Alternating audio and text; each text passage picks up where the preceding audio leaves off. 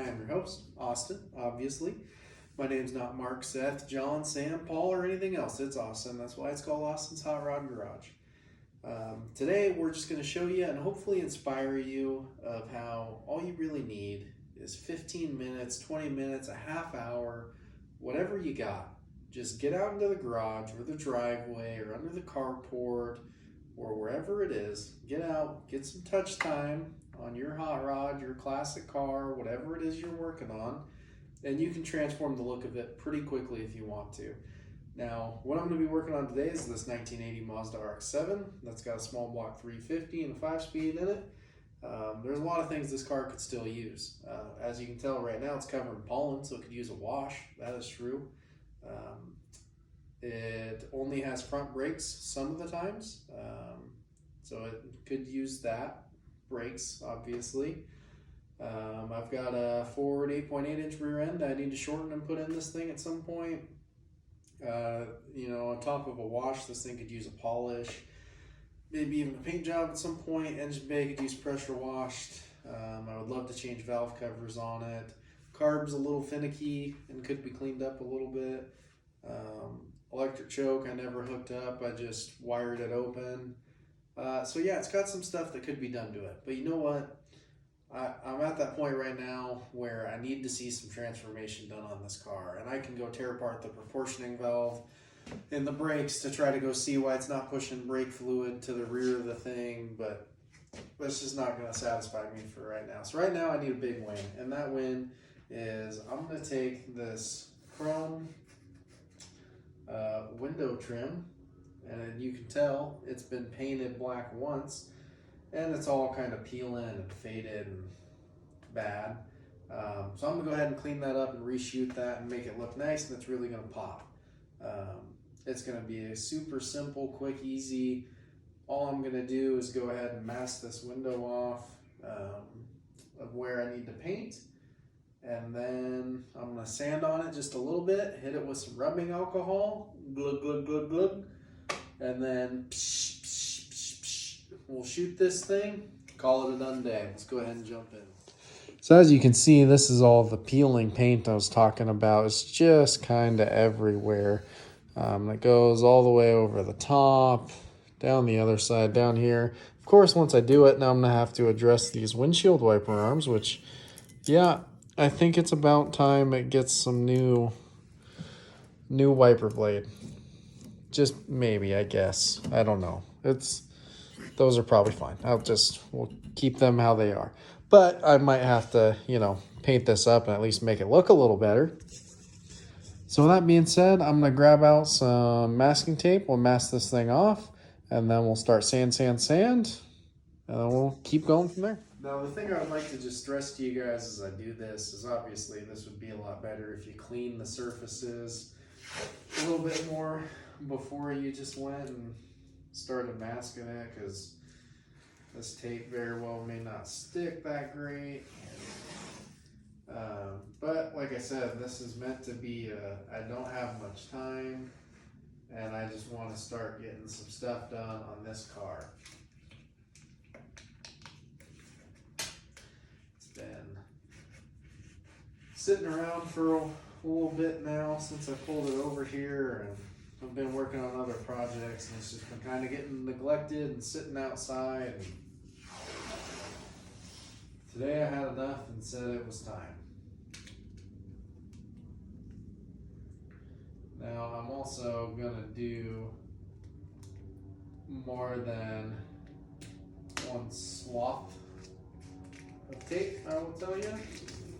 Just kind of working it to the radius, letting it fold. I can go touch spots up afterwards if I need to. I can also go trim some excess when I'm done. Yeah, it ain't rocket appliances, guys. Where you don't want paint, put the tape. Weird.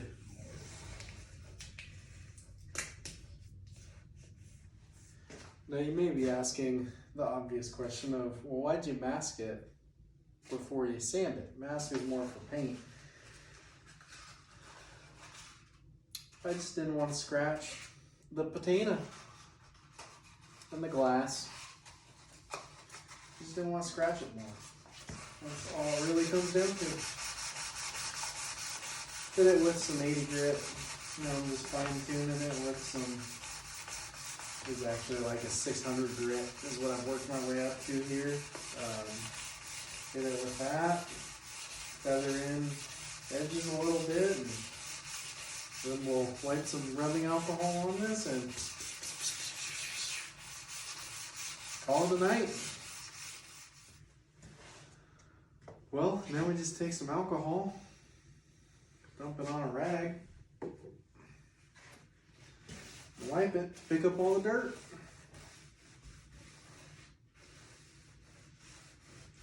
And we'll be ready to spray here. And for doing this one, it's just gonna be whatever can of black spray paint I got laying around. Whether it's gloss, whether it's matte, guess we'll see. Now this is the quick way to do this job, and probably not the right way to do this job. My dad always told me that the difference between a good job and a bad job is only a couple of minutes. Well, I cut those couple of minutes out of today's schedule, so I put on not enough masking tape, cut off some pieces of cardboard from a new car seat, and we're just going to do this number to add to our masking tape. And I think it'll maybe kind of probably not work. Didn't do enough prep work, that's fine. Let's see how this goes. Oh, I'm using Krylon Color Max paint and primer. It's an indoor-outdoor flat black. No runs, no drips, no airs. Prevents rust, fast dry for metal, wood, plastic, and more. That dog will hunt.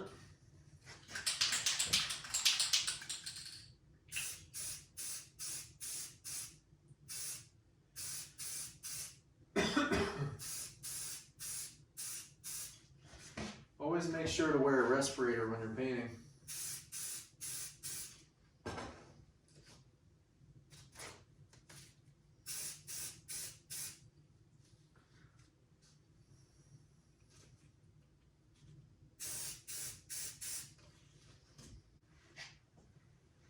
Laying it down nice and thick.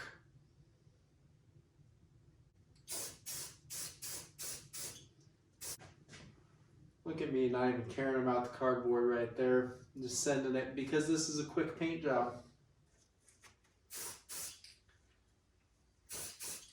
And you know what? If I don't like it, I'll sand it off and redo it. That's how it goes. I'm going to keep going. I don't want to adjust the camera angles. I'm trying to get this done and actually make this a quick paint job, because I got a wife that's waiting out for me right now. So I'm going to jump back in here when we're done. My half-hour paint job quickly became an hour, but to my credit, a lot of that was waiting between coat times of paint, and I edited this video in the process while filming it. I went ahead and slapped 3 coats on this to hide my shoddy prep work that I skipped basically doing altogether. I'm going to let this thing cure overnight. I really want to see it without the masking tape on to show it to you. I'm probably going to do it in the morning because I walk through here and out that door to leave in the morning to go hop in my truck. But I really want to see this thing pop when it's done. Maybe I'll wait so I can bring you guys along tomorrow night. I probably won't have the time in the morning to be filming and everything because I'll be on my way out the door. But my wife texted me about a half hour ago saying she was going to bed, so I got to knock off for the night and get in. It's a school night after all, if you know what I mean. Well, there you have it. I've peeled the masking off. Obviously, this is going to look a lot better once the glass is actually clean and the car is clean. But if you remember from what this looked like in the beginning, there was all the spotty, you know, shining through chrome, and now it's all flat black. I think it turned out not too bad. Obviously, as you get a little closer, it looks a little, you could have done some more prep work there, but that's fine. Anyways, I hope that helped motivate you to get out, get your some touch time on your car, get it going, or truck, whatever it is, pedal car, I don't know what you're working on, motorcycle, chopper, who knows? The moral of the story is whether you only got a half an hour, or 10 minutes, get out, put in the wrench time. It will go by so fast and you will get your stuff built so quickly if you just dedicate that little bit of time each and every single day that you can. Instead of sitting down, plopping on the couch and watching the TV, sneak out to the shop, the driveway, the carport, whatever it is, and get some work done. Thanks for watching. Thanks for all your guys' support, and stay tuned because there's plenty more where that came from.